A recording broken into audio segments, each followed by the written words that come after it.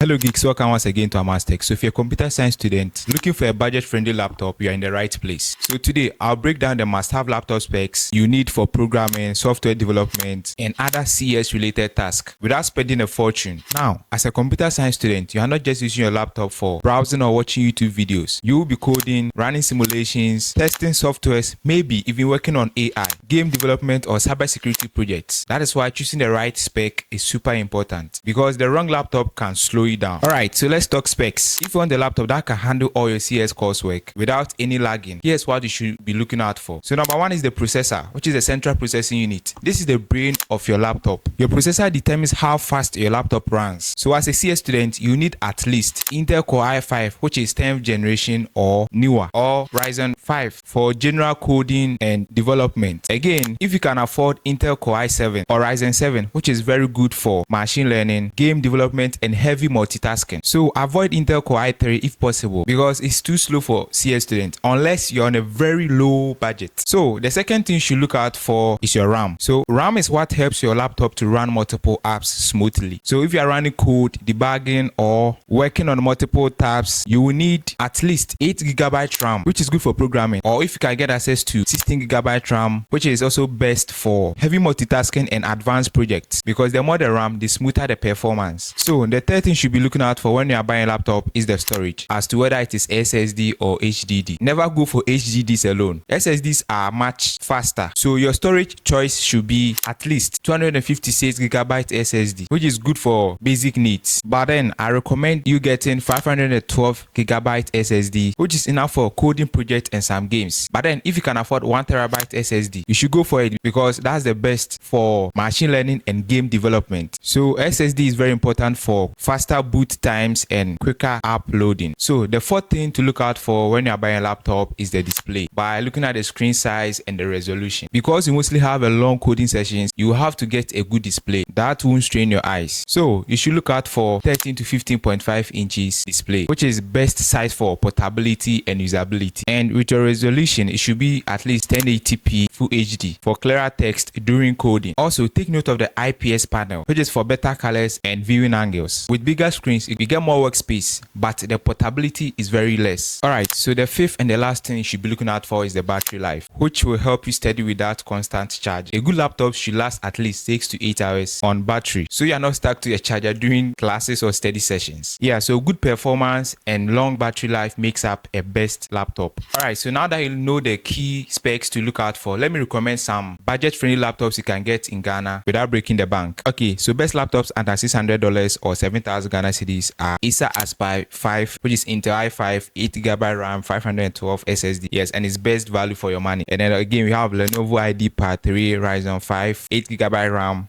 256 SSD, which is budget friendly and reliable. And then we have HP Pavilion X360, Intel i5, 8GB RAM, 512 SSD, and it has a great battery life. Personally, I use HP X360 G2, which is 16GB RAM and 512GB SSD. It's very good and performs very well. So if you're in Ghana here and you want to get access to any of these laptops that I mentioned, or if you have a particular laptop, just leave the laptop name and the specs in the comment section, and I'll help you get one, provided you're in Ghana, or better still, I can help you get some on Amazon. Alright guys, so these are the things you'll be looking out for whenever you want to buy a laptop for your computer science programs. Alright, so let me hear from you which laptop you are thinking of getting in the comment section. And if you found this video helpful, don't forget to like, subscribe, and turn on the notification bell for more tech tips and reviews. I'm Amas, and I'll see you in the next one.